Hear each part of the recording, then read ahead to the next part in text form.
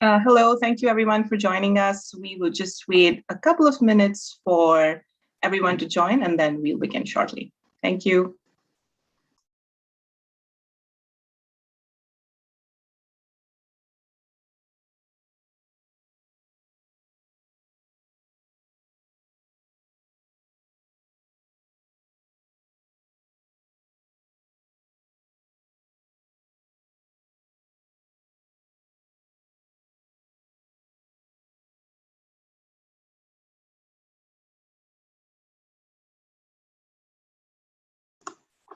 Hello, everyone. Thank you for joining. I can see people trickling in, so we'll wait just another minute and then we'll begin. Thank you.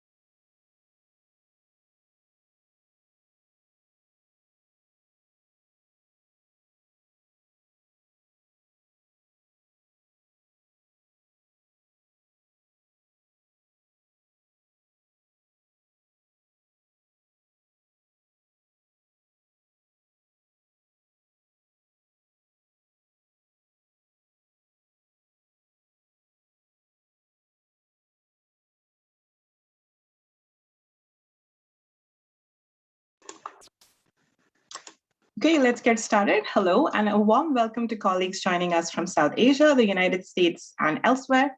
My name is Akriti Vasudeva, and I am a research analyst at the Stimson Center and editor-at-large of South Asian Voices, which is an online policy platform that features analysis on the security, politics, and economics of the subcontinent. And today, I'm distinctly delighted to host this joint webinar with the Kubernein Initiative on a critical topic and one that I'm personally invested in. That is, how does a feminist foreign policy framework and a gender consciousness approach apply in a South Asian context?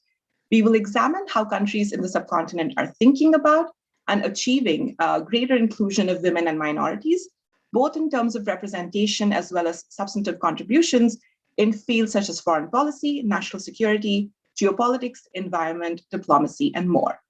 But first, to give us a sense of what a feminist foreign policy framework is and why is it important, particularly in the South Asian context, let me turn to Ambika Vishwanath, who is the co-founder and director of the Kubernein Initiative, for some brief opening remarks. Ambika? Thank you. Thank you, everyone, for joining us on this webinar. It's really been great to work with Akriti and her team, and we're looking forward to a lot more after this webinar as well. So stay tuned. So Kubernein Initiative started working on this issue a couple of years ago, and one of the reasons we started working on it was because we realized that the conversation, well, I guess two main reasons. One was that the conversation on what a feminist foreign policy was or could be, or gender mainstreaming in foreign policy, and different countries have taken a different approach, was largely rooted in the transatlantic space. So all the countries that were discussing it were there, so to speak.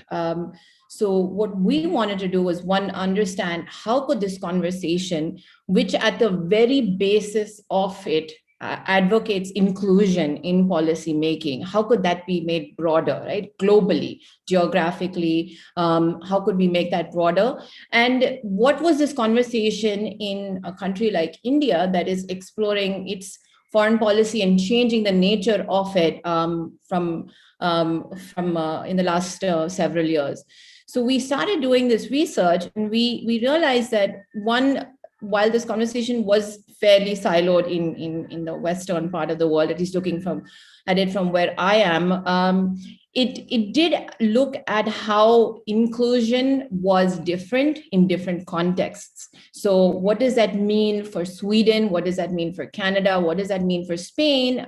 And what does that mean for Mexico and Argentina? All countries that are sort of in this space right now. And so how can then a country like India and South Asia then at a larger region sort of contribute to this conversation from our experiences, because their experiences are fairly different. And so how do we then make this concept of inclusion in our foreign policy making really wide?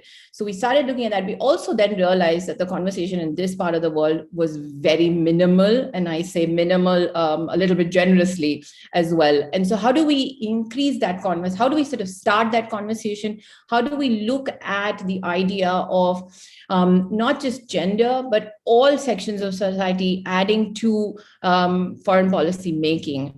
Because foreign policy is no longer just what we considered it to be for the last several decades. It's also about climate change nowadays. It's about regional and multilateral relationships.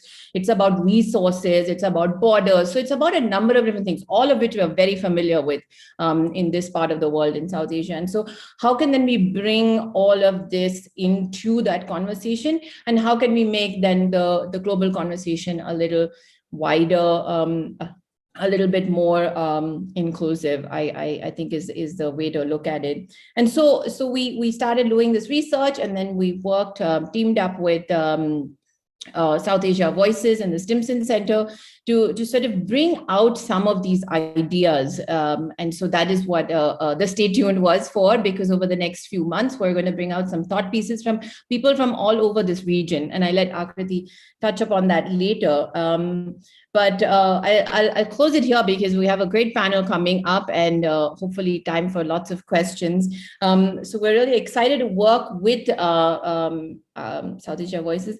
And I just want to end by saying is there is a growing concern that, feminist foreign policy or gender mainstreaming in foreign policy is about women only. Where we are coming from, it's not just about or only about women. It's about having all voices contribute to your policy making that's affecting your country as a whole, and then your region, and then the globe as well. So that's the space that we are coming from. So I'll stop there. And thank you, Akriti, and thank you everyone else for joining us. Thank you so much, Ambika. Those are really comprehensive remarks. And I just wanted to stress, the last point that you were making, that the way that we've approached a feminist foreign policy framework or a gender mainstreaming framework is, at the heart of it, is who has access to power and who doesn't, who is part of the decision-making structure and who isn't, and whoever is not, whether that's women or minorities, bringing them into the space, into the debate and into the conversation. So thanks for saying that, Ambika. And I'm delighted now to invite our panelists. We're joined by a fantastic set of scholars from across the region. So let me introduce them briefly. First, Nandita Barua is the country representative for India at the Asia Foundation and previously served in Nepal as well. She has over 25 years of professional experience working on gender, human rights, labor migration, and human trafficking issues in South and Southeast Asia. Next, we have Shafqat Munir. He is the head of the Bangladesh Center for Terrorism Research and a research fellow at the Bangladesh Institute of Peace and Security Studies. And his research focuses on countering violent extremism, as well as security and strategic issues in the Indo-Pacific. And finally, my colleague Farwa Amar. She is a research analyst at the Stimson Center's Energy, Water, and Sustainability Program. And her research focuses primarily on the security and political dimensions of transboundary river governance, river water governance in the Himalayan region. And just to kind of reiterate what Ambika was saying earlier, this is kind of just the beginning of this project, and we're really excited to partner with Kubernein on this. We are going to be featuring a series of country-specific essays on this topic. We have some of them already up on the South Asian Voices website. The first piece that we have is actually looking at a feminist foreign policy framework in the context of Nepal by one of our contributors, Avasna Pandey, but we'll continue to feature these perspectives, including from those who are on the panel today, as well as we will also have video reflections from diplomats, policymakers, journalists, and academics throughout the next few months. So please do stay tuned for that. And I did want to say a huge thank you to Ambika, Priyanka Bhire, and the rest of the Kubernein team, as well as to my colleagues, Brigitte Schukert, Sunena Danziger, and Isha Gupta for their contributions to this project. But with that, let me say, since we only have an hour, we'll dispense with opening remarks. And instead, what I'll do is engage the panel in a moderated discussion. But we do want to hear from all of you, the audience. So please do ask your questions, put them into the Q&A box, which is going to be at the bottom of your screen if you're on Zoom. And I'll pose them to the panel, and I'll intersperse your questions throughout the discussion. So please, if you have any burning questions, you can start putting them into the Q&A box right now. With that, let's begin. I want to start with kind of a broad question for all of our panelists. What does a feminist foreign policy approach mean to you in the areas that you study or have experience in? And I'll go to you, Nandita, first.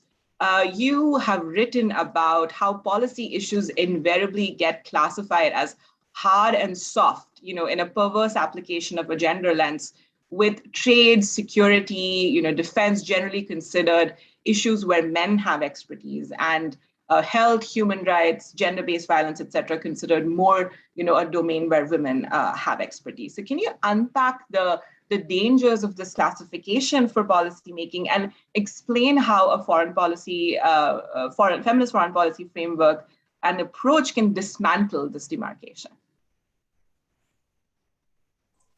Thank you. I just sometimes feel that the voice is echoing, but I think this is fine.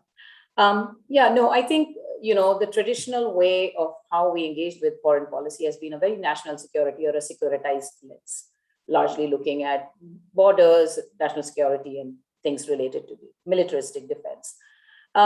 What's also happened, I think we need to recognize that in countries in South Asia, and let me just speak for India, we have really taken a lot of action in country at the national level for opening up areas which were perceived to be male domain. Defense, for example, access to women in defense services has phenomenally increased, both in frontline combat today in India, as well as, what was traditionally more the back-end jobs. If you look at trade, I think there has been a huge investment to encourage women entrepreneurs, women enterprises to come up nationally. Now, you can't limit these to national boundaries, right? Your foreign policy becomes your outward face of what you're doing nationally. And if you think you are making these progressive or these forward steps internally, you need to see how that is going to reflect when you engage with countries outside your boundaries in these issues. So when you are looking at defense or strategic deals with countries where democratic institutions are either fully evolved or less evolved, what is the lens you're going to take in saying what kind of defense alliances you're going to have? For example, when you sit somebody across on a security talk, or you're sitting with a bunch of countries talking about bringing about peace and security in the region, you definitely need to keep in mind that women's peace and security is central to any conflict resolution in any context, whether it's within your border or outside your border. So defense perspective then has to have that additional lens. The security perspective has to have that additional lens of bringing equity from a gender perspective. It also includes inclusion, as Ambika rightly pointed out. It's not just about women. Because when you're looking at strategic foreign policy intervention, even within peace and security, you need to see whether your engagement is enabling inclusion in those spaces, in those geographies and nations where we're trying to push for it.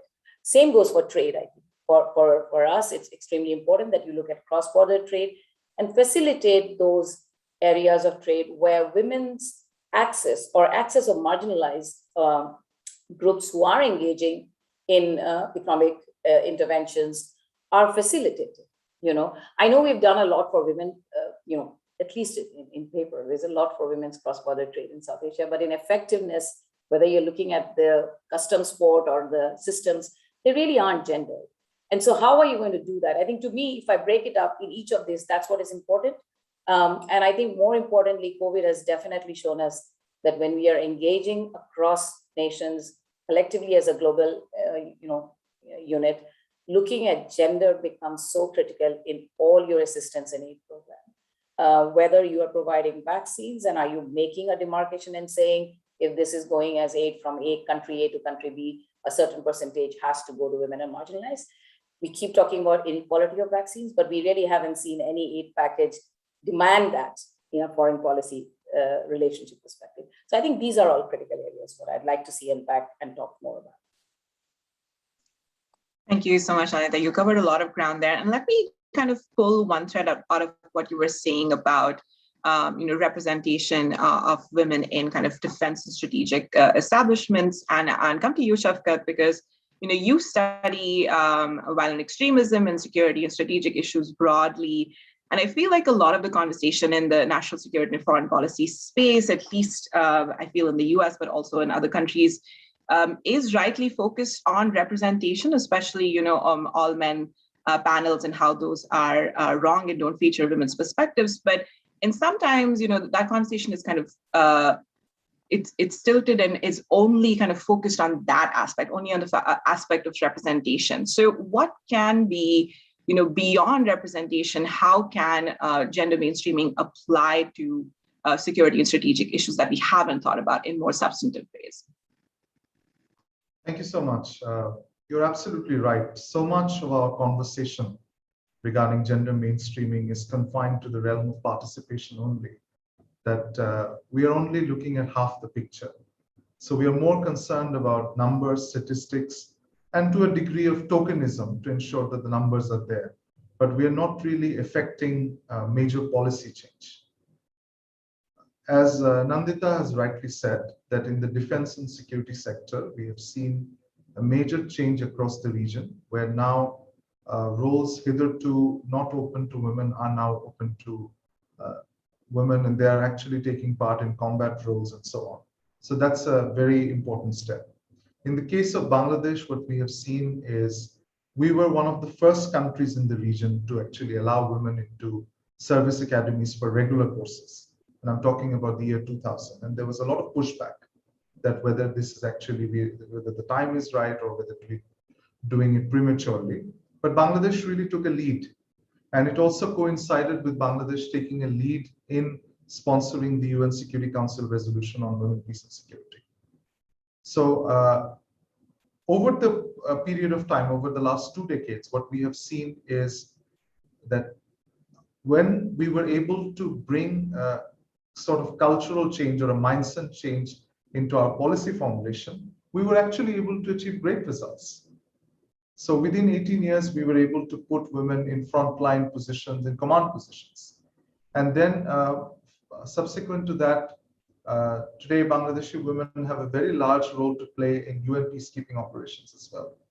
If you go to the UN headquarters in New York, there's a big poster with Bangladeshi female helicopter pilots in the main lobby. So the thing is, these changes were not easy because women's participation in defense and security was quite minimal across the board, but in South Asia, it was even more constricted. But when we were able to get beyond the whole idea about tokenism or just looking at numbers and actually affect policy change or bring cultural change into policy formulation, we were able to achieve results. So the way I see it, we have to get beyond this whole conversations about just merely about participation and numbers, and actually change the way we formulate policy and bring change into our mindset. I think that's where the key challenge is. Thank you. Thank you, Shafkat. And Farah, let me come to you with the same question, but in the context of environmental and climate change related challenges, since that's what you focus on. And you've written about the disproportionate impact of climate insecurity on women, especially those in rural populations in South Asia, and how their voices are still not adequately heard in the climate debate. So can you elaborate on that a little bit for us? Yeah, absolutely. Firstly, thank you guys for organizing this excellent conversation. I'm really glad to be a part of this, and I echo whatever Nandita and Shafkat also talked about earlier. In the context of climate change, I mean, we can't deny that it is one of the most grueling challenges that we are facing, and we are going to face, as the projection suggests, in the near future and the decades to come. And no matter where in the world you are, we have evidently been told that the world's not prepared, developed or developing. But coming down to South Asia, despite the ample research or body of research that's being created that suggests that women being involved in the climate debate can actually lead to very sustainable solutions that you can actively kind of inculcate into your policy framework and build a stronger, resilient future for the community, for the region, country, and the global future altogether. The South Asian mindset, or the kind of traditional approaches that have worked in South Asia, they tend to be a lot more bureaucratic. They tend to be sort of held back by patriarchal, traditional values, societal norms, cultural values that somehow, unfortunately, work not in favor for the women population. And which means that, I mean, we talk about the rural population, the rural women and the migrant women who suffer a lot in South Asia because of climate change and other aspects of their lives as well. But in general, also, women do not have a lot of agency in South Asia to kind of be a part of the decision-making processes or given many opportunities to participate at the decision-making table. So in that context, when you are dealing with a world which is ever evolving, which you have new realities developing every day because of climate change and how it's impacting the socioeconomic aspects of your life, or just the different elements of your healthcare system and how every other part of your life really functions, you have to kind of, from a policy-making perspective, you have to kind of put in a lot more effort to look at how it's impacting the different groups of your society, how it's impacting those who are the most vulnerable, how they're impacting those who are marginalized, whose livelihoods are most at stake, who are going to lose out the most. And unfortunately, in the region, these groups are women. And and Ambika kind of touched upon that earlier. When we talk about a gender balanced framework, or kind of putting a gender lens to climate solution, it's just not women. There are a lot of other gender groups that are in the lower ranks of in the South Asian hierarchy in terms of decision making or getting their rights. So when you look at something like a feminist foreign policy approach, I kind of look at it from a human rights principle aspect. You are basically empowering and elevating the voices and rights of the most marginalized members of the community, which happen to be women and other gender groups. So if you want to build a more sustainable and inclusive approach to how you're going to lead your future, you need to touch upon how women and other members of the marginalized group and the gender groups are impacted by climate change and the multiple repercussions that climate change brings. But I'm happy to discuss a lot more in our conversation. Thank you, Farwa. I'm really enjoying the conversation so far. Hope the rest of you are as well, and want to make a call again for any questions that you want to ask our panelists. Please, if you have a query, put it into the Q&A box and I will post it to the panel. But let's continue the conversation. And I think we've spoken about this a little bit tangentially, but I did want to draw out the point that, feminist foreign policy framework or a gender approach is generally, it's normally misconstrued as only associated with the development world or with activism. And, Ambika and the Kubernetes team has found the same in the research and interviews that they've done with countries across the globe. And so what I wanted to ask was, how can we broaden the application of a gender lens to areas that are beyond development, to areas that you study, all of you, foreign policy and diplomacy, security, politics, economics, the environment. So should we start with Shafkat first, and then go to Nandita and then Farwa? Thank you. Two examples come to mind. For example, key objective of the foreign policy in Bangladesh and also in many other countries in the region is to seek new labor markets, to export or to send skilled and unskilled human resource. Now, the question comes when we are actually designing those policies, do we keep in mind the safety, security, and well-being of the women workers who are going abroad, to make sure that they're not subject to exploitation, to make sure they're not subject to any kind of abuse? So when we design a policy, or when we are at the policy formulation stage, we have to keep in mind that we have to come away from a masculinist construct and ensure that the policy formulation keeps the rights and needs of women in question. I'm very glad that both my other co-panelists have brought the human security angle into the conversation. One of the biggest challenges facing Bangladesh right now is what I would call one of the biggest humanitarian crises of our time, the Rohingya refugee crisis. So this should serve as a lesson for us that in future, when we deal with the refugee crisis or displaced people, in formulating migration-related policies, do we keep a more gender-sensitive lens in mind? Like, for example, when we are receiving refugees, are we actually looking at the specific needs of female refugees? Or are we designing a policy which is very generic and does not keep that in mind?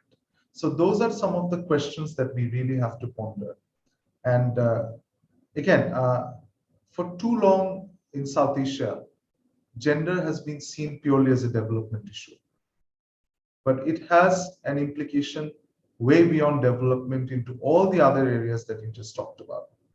So I think those are a couple of examples that I wanted to share. And just again, I want to reiterate that in our policy formulation, we need to have a more gender sensitive approach. We have to keep in mind that we are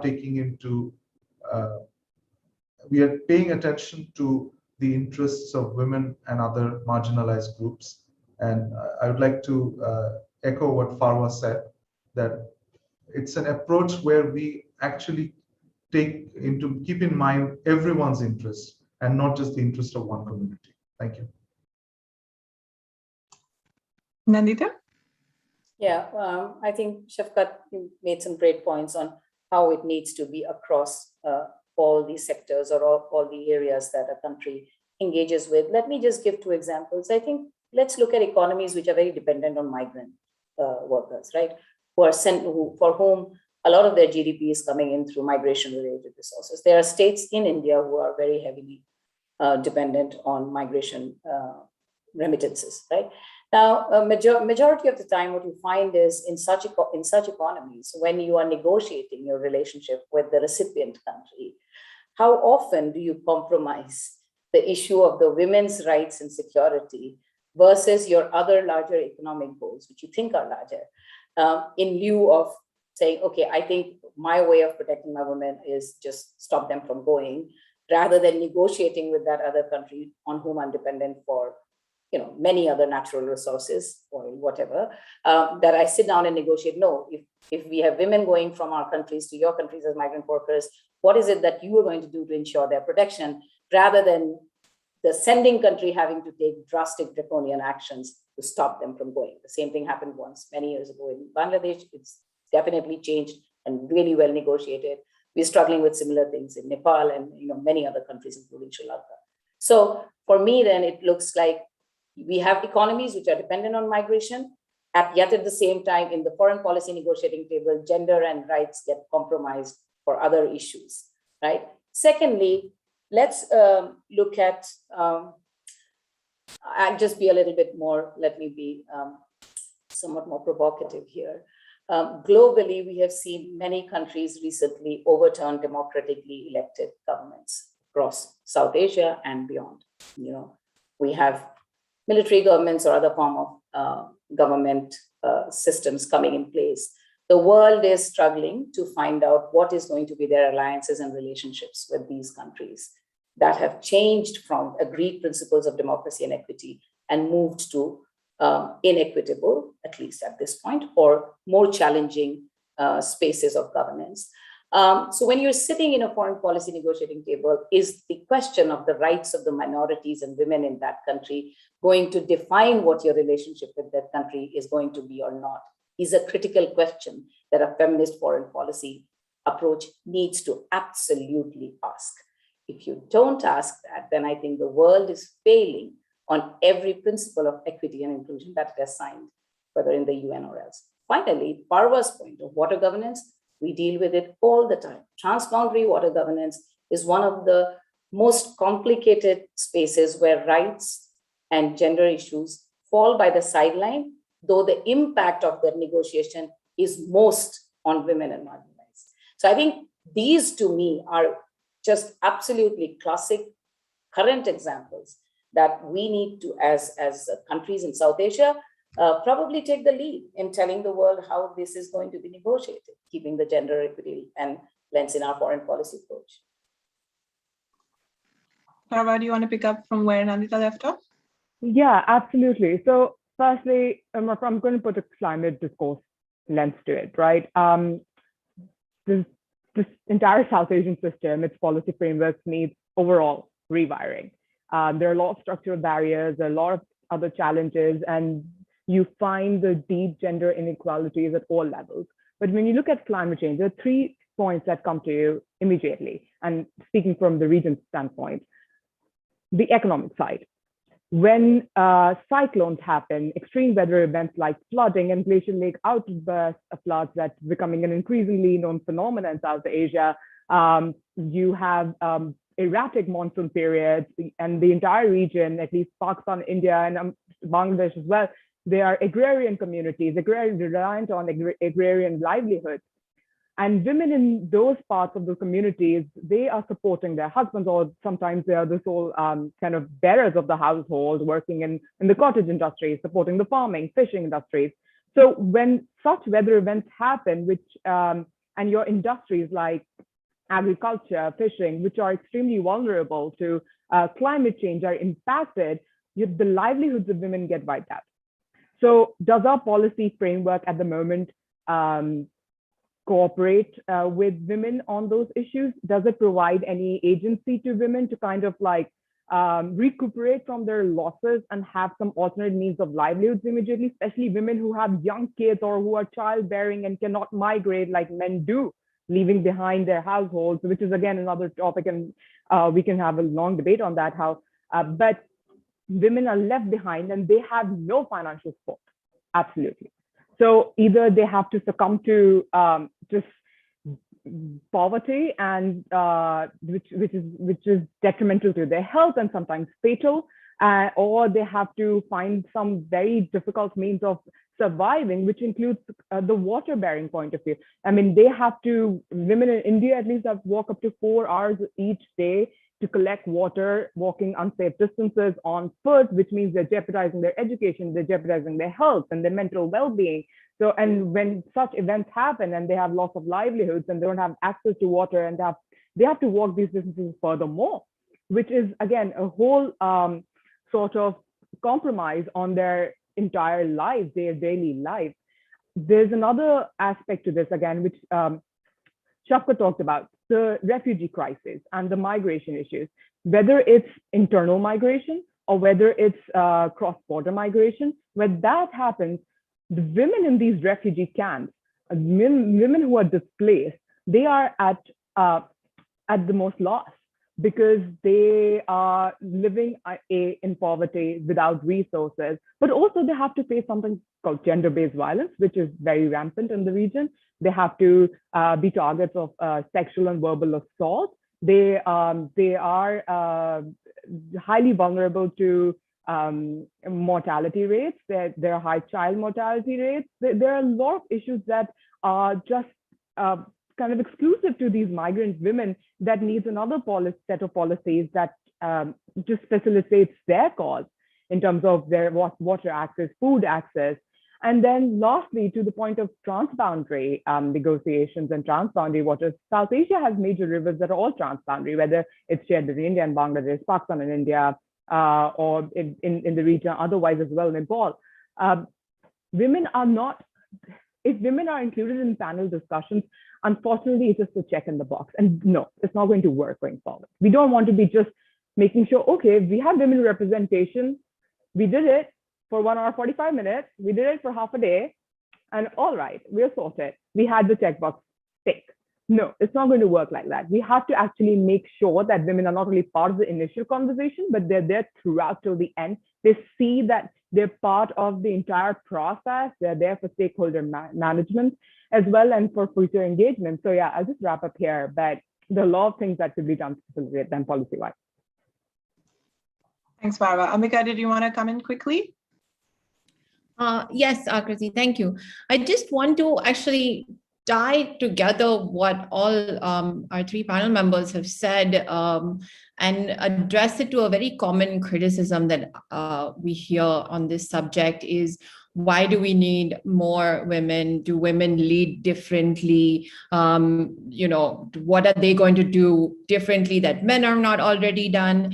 And I think the answer is already here, right? It's not just about leadership. I mean, in South Asia, we all come from countries that have seen very strong female leadership, but it's not just about that. It's about bringing these perspectives into various aspects of policy making. And so that's why you need women or other sections of society part of all of these conversations, as Farah rightly said, right from the beginning and all throughout, whether you're talking about climate, resources, migrant workers, terrorism, violence, cross-border issues, other areas of security. So I just wanted to say, I'm really glad that already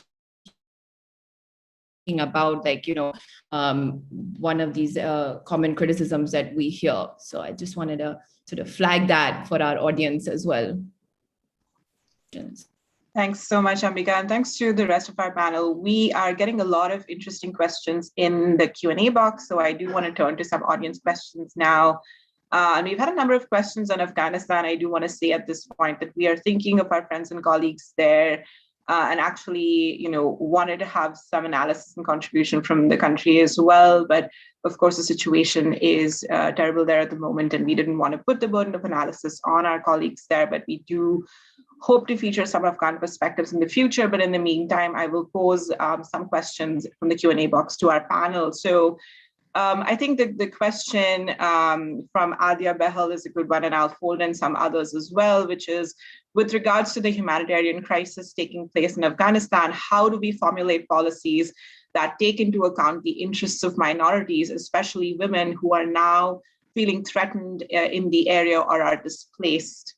There's a similar question from Shubham Barua, who says the Taliban takeover is going to empower religious, populist, and political Islamist groups in suppressing women's rights and advocacy, especially in South Asia. Can a feminist foreign policy framework tackle this impediment, and if so, how? Who would want to start on this, Nandita or Shafqat? I can take a stab at it if you like. I think, first of all, we have to recognize that the women and minorities are in a very vulnerable state in Afghanistan right now. And I'm particularly a bit worried that I see a lot of pro-Taliban apologies being given in mainstream media across our region. And there is a lot of commentary that, oh, it's a reform Taliban, things are going to be different. They only ask women to wear hijab. They're not forcing women to wear burqa yet. They're allowing women to educate themselves and so on. But I think that's quite disheartening. And again, going back to what Nandita was earlier saying, when we mull over the issue whether we are going to recognize the new regime or not, or when we actually think about our relationship with this new Afghanistan under the Taliban, the rights of women and rights of minorities should be uppermost in our mind. We cannot afford to jettison their rights for the sake of realpolitik. I know it sounds very idealistic, but then we really have to, again, I go back to my earlier point about a change in mindset, because a lot of good work that has been done over the last 2 decades, particularly in the area of women empowerment, cannot be allowed to backslide or cannot be allowed to just wither away.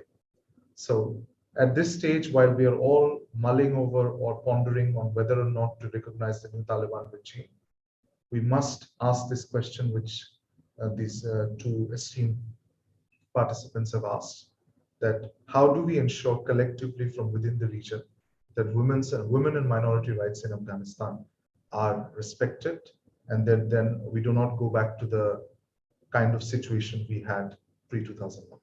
Thank you.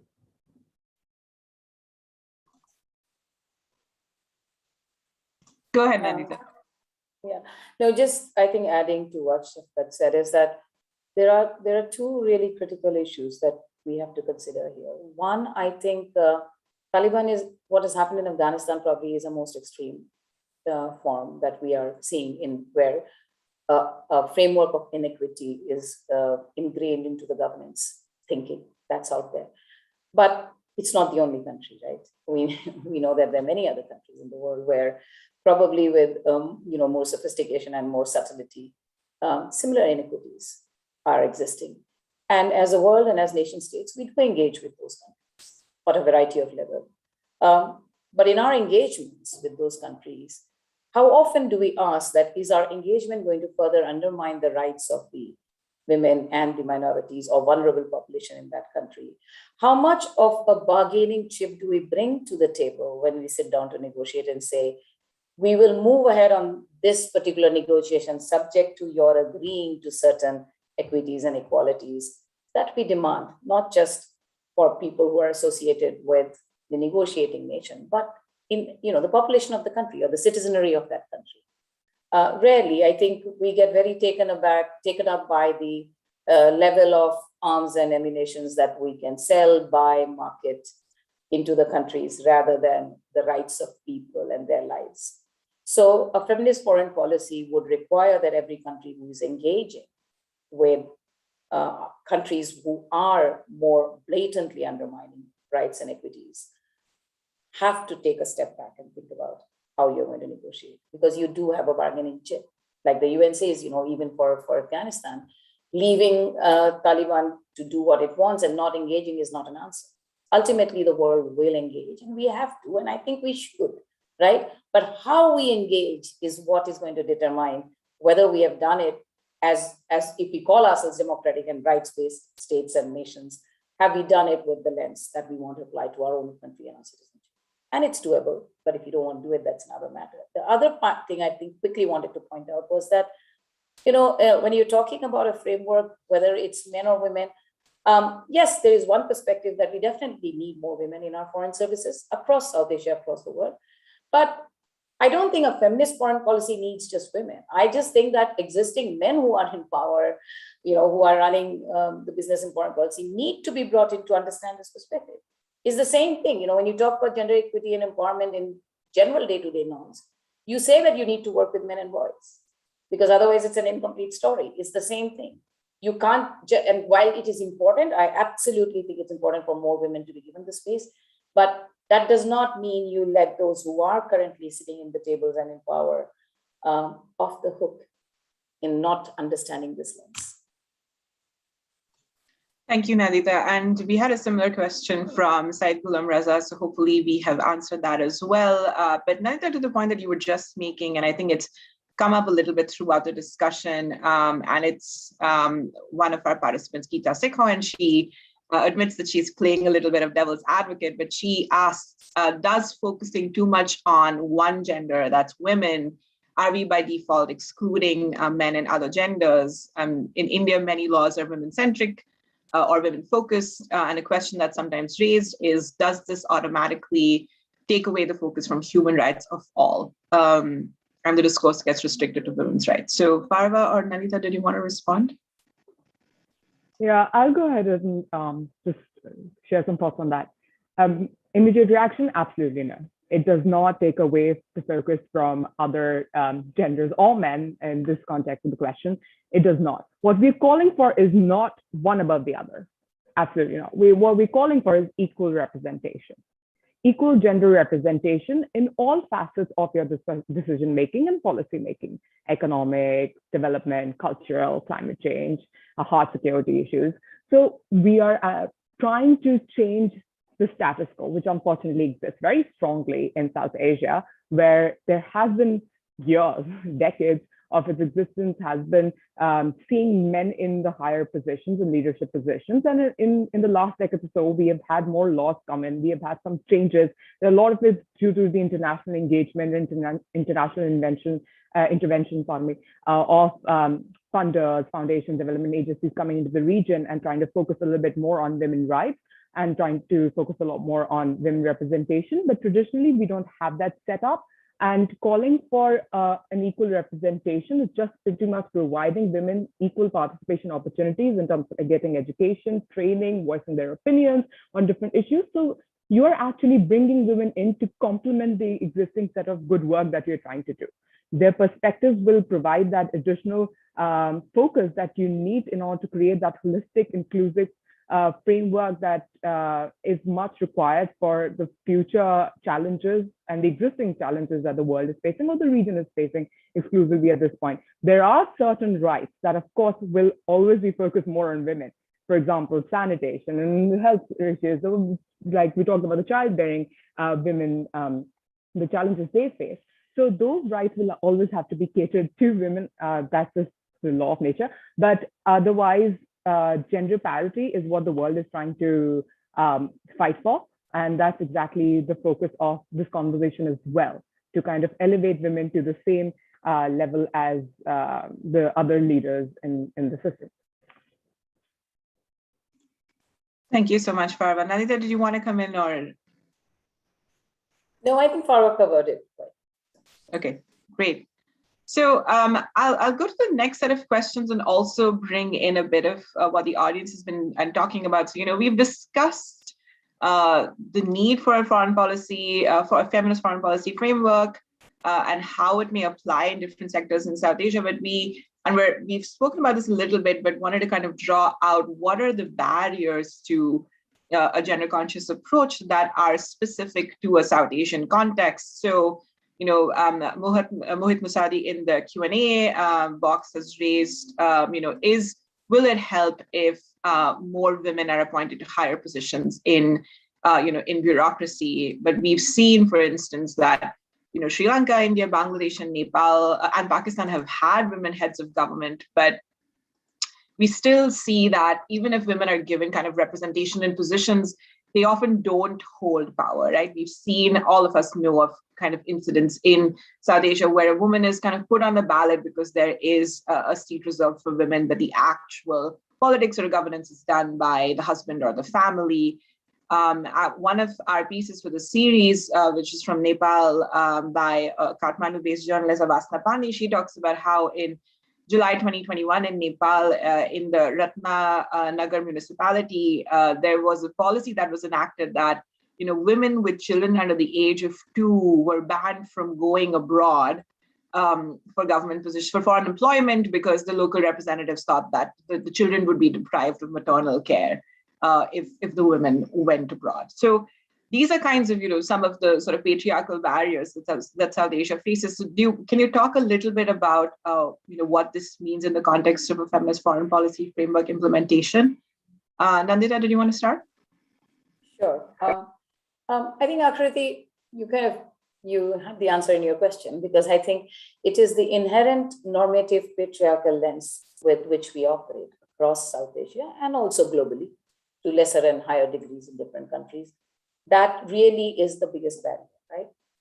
So a feminist foreign policy will have to be placed within the context of where we are as countries and nation states in unpacking patriarchy, in understanding and challenging those norms. And we are getting there. I'm not saying we are not. I mean, even within South Asia, each of the countries have really taken some very progressive, very affirmative action to challenge patriarchy. But it's at 3 levels, right? So it's at the very, very macro level of policies where you see laws and regulations which are opening up. But at the same time, you also see additional laws and regulations which come up, for example, barring women from migrating, simply because you think it's a protectionist thing to do and you think nurturing is a women's role, right? And in view of that kind of a mindset, when you look at foreign policy negotiations for migrant women workers, that same mindset will carry through to the table when you are negotiating, and therefore you will not be able to negotiate for equitable rights and put the onus of responsibility in both the receiving and the sending country. So similarly, I think we've seen that in our countries. It's even when women do come to positions of power, and it's a good thing that we continue to push for that, because the more women you have, there will be a bigger lens of women's lived experiences and voices that will come to the table. With more women in parliament, more women in politics, the lived experiences and realities of women will find an opening and a voice and a platform to be articulated in. Will it automatically change the overall policy? No, it will take time, but it will definitely give it a push. So I think it's the same thing in the foreign policy. It was actually very encouraging to hear a quote from the Indian foreign minister, the external affairs minister, recently in an article that Lalita Panikkar wrote, where he actually endorsed the need of seeing more women in the foreign policy space, where he endorsed the need that India definitely needs to look at its foreign policy from a feminist perspective. And I think when you see these openings, it's important for you to push harder to make that door open up for a larger discourse to penetrate the echelons of power and the theater of power, the parliament. So I think that's where I see that if we can continue to push it there, the barriers are there. The normative patriarchy is probably the biggest barrier. Thanks, Nandita. Shafqat? Thank you. For too long in South Asia, we have been hiding behind the cloak of cultural norms or citing traditions. So I think writ large, a mindset change is really required. But again, as Nandita very articulately pointed out, we have to work within these constraints. The way I see it, the increase in female participation needs to go in tandem with policy change, because there is definitely a need to increase the participation of women in all spheres of policymaking, and particularly in the higher echelons of policymaking. And I completely endorse this sentiment that the more women we have, the more they would be able to bring their own experiences to bear when designing policy. But at the same time, we need to go beyond tokenism. I liked what Farwa said earlier, that we should not be having women participation just to check a box. We should be having women participation to effect change. And we need to ensure that the policy formulation process keeps the gender lens in mind. But I also want to add another thought, that it's not just sufficient to have greater women participation or alone. It is also important to engage with men who understand the importance of a feminist policy construct. So we need to also educate the male participants in the policymaking process on how the rights, role, and importance of women need to be at the centerpiece of foreign policy formulation. We have challenges, but again, I'm also heartened. It's heartening to note that we have also come a long way. Many of the things that are happening now would not be possible 2 decades ago. So we have to keep on pushing forward. Thank you. Thanks, Shafqat. Farwa? I think Nandita and Shafqat have kind of covered a lot of ground there, but I'll just add one more point. In any sort of policy formulation where you're trying to put a gender lens to it or make it more inclusive, one thing that is much needed is consistency of approach.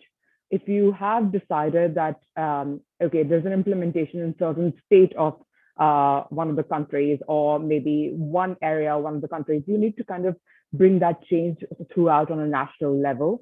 Well, provincial level, national level. In South Asia has 1.9 billion population. Correct me if I'm wrong.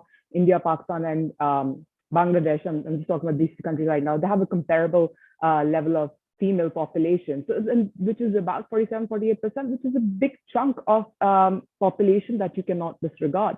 So if you are trying to cover that ground and make it the policy, to include them in the policy making circuit in different levels of the society and different levels of decision making, then consistency of approach is very important from all aspects.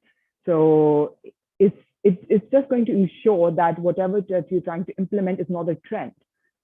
You actually, and we talked about this impact, and Nandita and Shafqat both mentioned it, in order to create that impact, you have to make sure that there is consistent political will towards it, there's consistent public support towards it, there's consistent levels of donor engagement on these issues for it to actually have a fruitful long-term impact.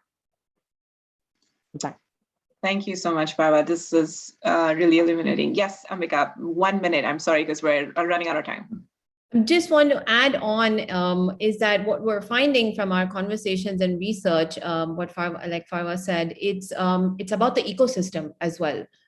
You can have your foreign ministry, with more women and the statements coming out. But if that larger ecosystem is not tuned in as well, then that consistency is not going to get achieved, which is your research and academic community, your think tank community, not hosting all these panels, and then the larger ecosystem as well. That also needs to see this change happen. And that has to happen in tandem along with your numbers and your policy making, because they are very much a part and parcel nowadays of our policy making. Thanks, Ambika. I just wanted to go to an audience question, and if we have time, maybe a last one for me. But Nandita, this is for you from Deepa Patel, and she says, in the region, there are multiple refugee crises, Rohingya crises, Afghanistan, etc. So much of the concern is just about opening borders and providing basic life-sustaining support. But what are actual policies that India, Bangladesh, and Pakistan are working on to address the needs of women and religious minorities among refugees? Yeah, I'll attempt to answer it. I may not necessarily have a very well formulated answer to it. I think countries. The two things that have been happening in recent times. I think you need to look at a country's response and engagement to issues of refugees and migrants based on what is its national consensus and view on that issue. Whether we look at Germany, the US, India, Bangladesh, Nepal, South Asia. And I think there are two discourses. There is a line of national thinking or internal thinking, which is not looking to be inclusive and open up your borders to external population. We have seen that in the global north. We are seeing that in the global south as well. And if we really want to formulate a policy where we look at the crisis of how are we dealing with refugees, or how are we dealing with people who are displaced because of crisis of any manner from one country and need protection and care in another country, we will also have to start questioning and responding to our own internal thinking and policies on how we address rights and equity internally. And I think that's going to be critical for all countries to look at. I don't think there is, right now, I think it's very much driven by, on context specific. There isn't a singular one. While on one hand, yes, there is definitely a kind of a broader visible discourse to say, yes, we would like to protect, women, definitely for women. And, one country's minorities and other countries' majority. So that keeps varying depending on which country is looking at which population as a minority versus a majority. But I think the exclusionist thinking that defines majority thinking, some majority thinking needs to be questioned and challenged before we start looking at what the outward position is towards these issues. And that applies to countries both in the global north and south. Thank you, Nandita. We're almost out of time. So what I'm going to do is pose this last one as kind of a rapid fire question and response round.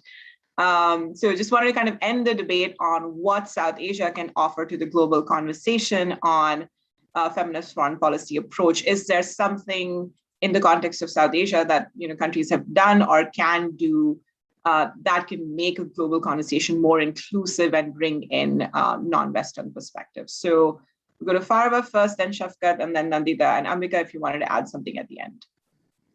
Thanks, Akriti. I mean, I'm going to speak from, again, the climate security point of view. South Asia has a lot to offer. South Asia has been declared as one of the most vulnerable regions to climate change per the IPCC's sixth assessment report, and there are a lot of other researches that have happened in the recent past supporting that.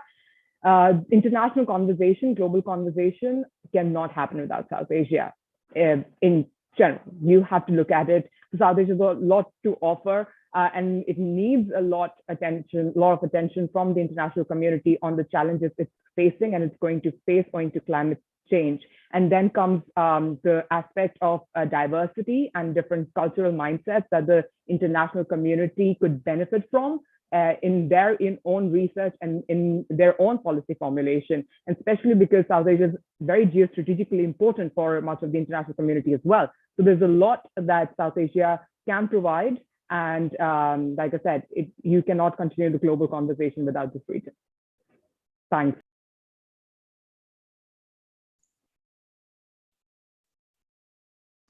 Go ahead, Shafkat.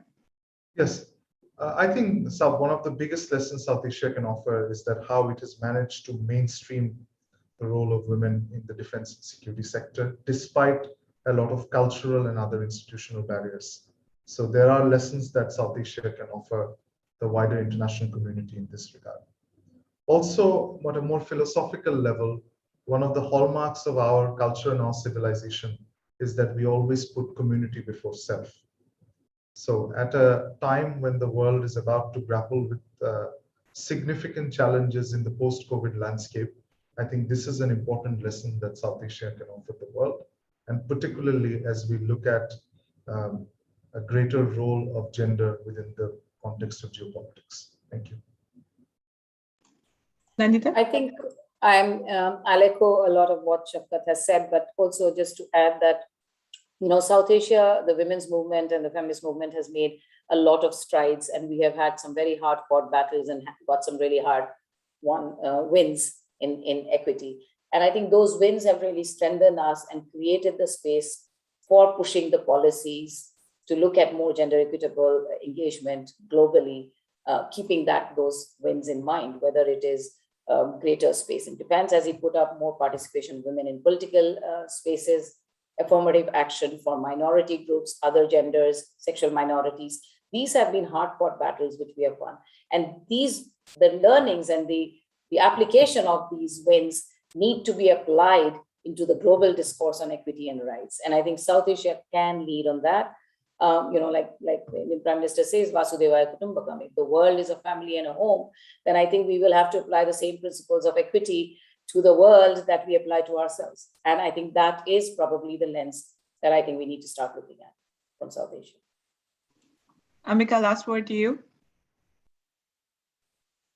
I'm not even going to try and top what the other three have said. I echo all of that, and to say that hopefully in the next few months we'll be able to answer this question a little bit more concretely once we have some more ideas from all the research and consultations that we're doing. So Akriti, ask me this again a few months down the line. Thanks, Ambika. And that's a great way to plug the rest of our project. As I said, essays coming in, South Asian Voices, and more reflections from diplomats, policymakers, journalists, and academics. We are over time. This has been an illuminating conversation. And I think what I'm going to take away from it is that this is not just about, women's rights or minority rights. It's about human rights, and that it has to be more than representation. The role of women and minorities is also about substantive contributions and taking that mindset to negotiations, to policy making in every realm that we can think of beyond development. So I want to thank all of our panelists, Nandita Barua, Shafkat Munir, Farwa Amar, Ambika Vishwanath, for what has been an amazing conversation. And thank you to all of you for joining as well. The video of this discussion will be posted on South Asian Voices as well as Systems and website, so please do check it out there. And as I said, we're only beginning this project with Kubernetes, and we'll be doing more such webinars as well as publishing perspectives from each country in the region, looking at a feminist foreign policy framework to peace and security, diplomacy, environment, and other fields. So do visit www.southasianvoices.org and follow us on Twitter @SAVoices. But